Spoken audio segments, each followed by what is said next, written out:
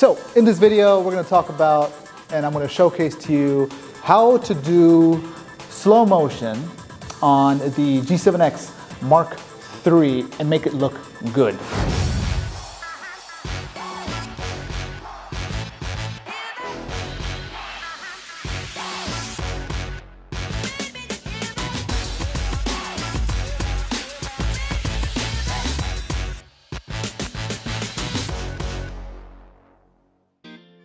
So right now I'm recording on the G7X.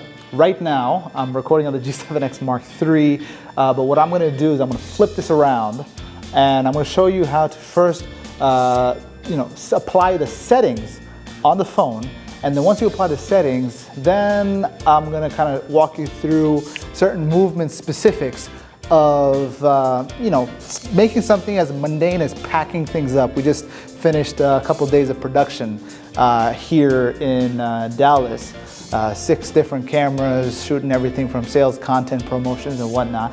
But the question now is, we're gonna pack it up. How do you make at least an action of packing up one thing, doing it over and over? How do you make that look cool?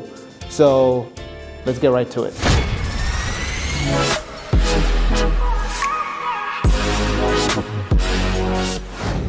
Hey guys, to set up slow motion video for your G7X, what you need to do is first turn on this bad boy, go into menu, okay? Now, when you go into menu, normally you're gonna see multiple options here, right? You got your camera, you got your playback, Wi-Fi settings, and custom functions. Within your main menu, you have menu 1, 2, 3, 4, 5, 6, right? So within menu 6, you can see movie recording quality, okay? Now, normally, actually let me just disable this for now, because normally what you will see is this.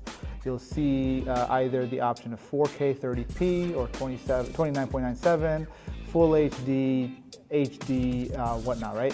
So what I would recommend is, regardless of what the setting is, it doesn't matter if you're on 4K or not, all you gotta do is, there's this option that says high frame rate and it says disable. All you gotta do is go ahead and click on enable.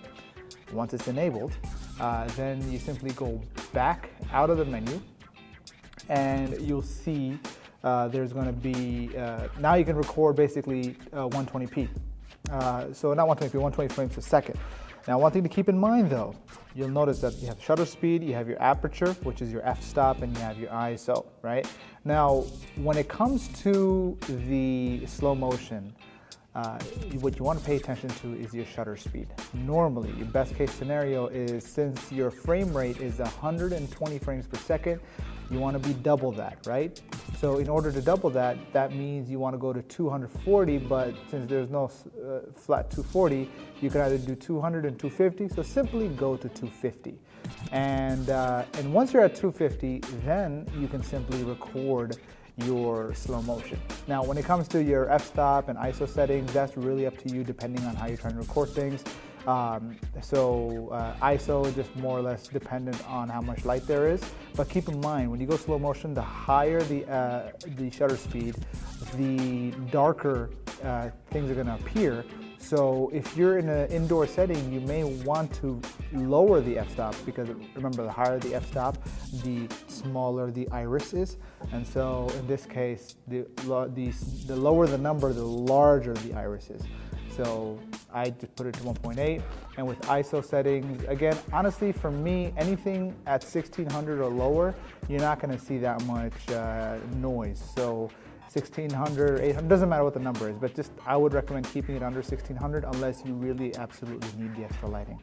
So once you have your ISO settings and your aperture settings and your shutter speed dialed in, then you can go into recording your slow motion. Okay, so once you've got your ISO settings dialed in, the next thing that you want to do is you want to frame your shot. You want to figure out how you're going to shoot slow motion. Like in the case of what I just did leading up to this, before I just showcased to you the settings, a couple of tips that actually might help you along the way in terms of making things look cool. I want to leave you with really 3 tips to, I guess, get at least the basics of slow motion, or rather basics of composition, to help you in your slow motion, or your time lapses or your regular shots just across the board, right? So composition tip number one is you want to be clear as to what is the subject of your shot, right? Whatever it is that you want to bring attention to, you want to make that not necessarily front and center, right? So in the case of this talking head, I am like I'm the main person or subject of this particular image composition. So I make myself as the particular thing.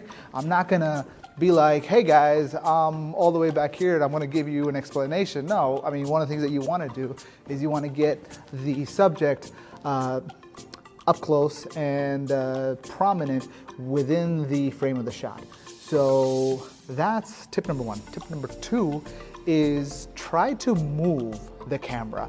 That's what kind of gives things a little bit of a dynamic nature. So if I were to kind of like, you know, like if this was a static shot and I'm on this is a desk with wheels, if I were to just kind of like, you know, move things around, boom, it just kind of adds a little bit of dynamicness to the shot itself. Now, granted, it helps to have the shot itself be smooth because, you know, you got carpeting over here, so every little micro jitter bump and stuff might be pronounced.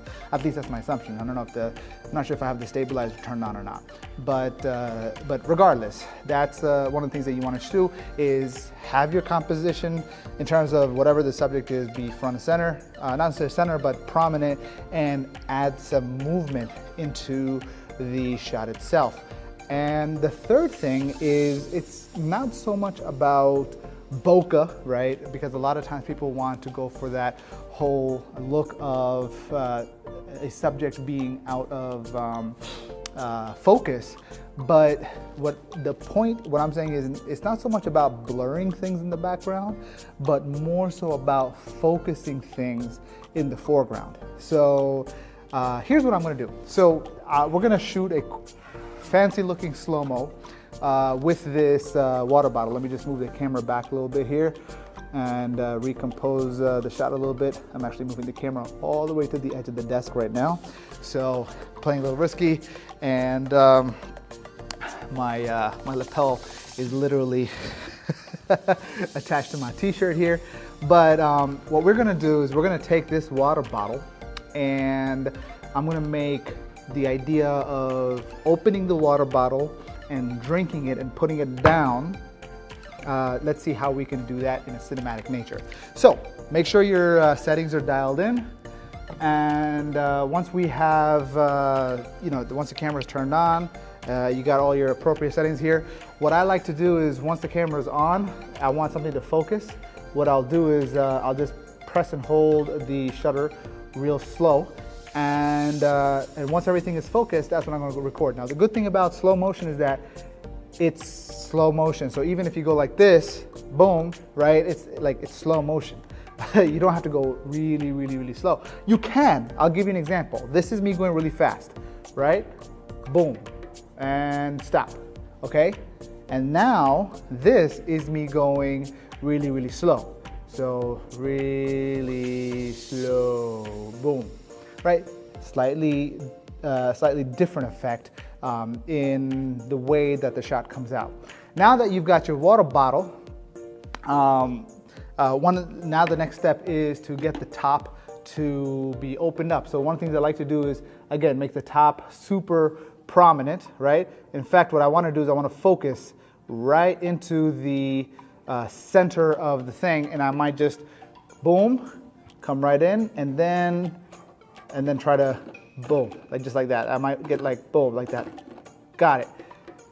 So I wanted to get a little bit of that. Boom. Now what I'm doing is take the cap off. So I press record, boom, boom, cap, boom. And then from here, what I might do is stop, and I might just bring the camera into selfie mode, all right? And let's zoom out, and from here, focus up. Now, what I want to do is I want to make sure that right now I'm in focus. So what I'm going to do is get the bottle in focus. So watch this. Ready? Record. Actually, So get the bottle in focus.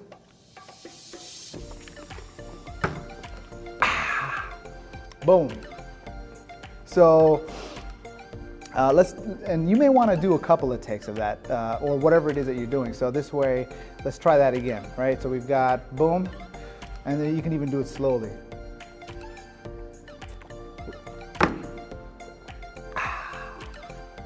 So as you saw, I mean, it's very basic, very simple, very straightforward kind of presentation, but the principle is there. In terms of whatever the subject of whatever it is that you're shooting, you want to make sure that is prominent.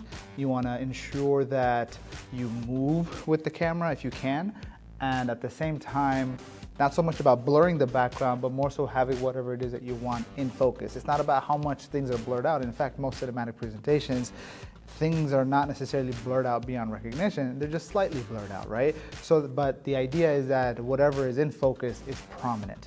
So I hope these tips are helpful to you in the basics of just shooting. Now these 3 composition tips in regards to the slow-mo can be applied to both slow-mo, fast motion, hyperlapse type setups, or even just regular shots too. So if you have any questions, leave it in the comment below. If you haven't already, please go ahead and hit that subscribe button and that bell icon so you get notified whenever there are some new videos up and ready for your viewing pleasure.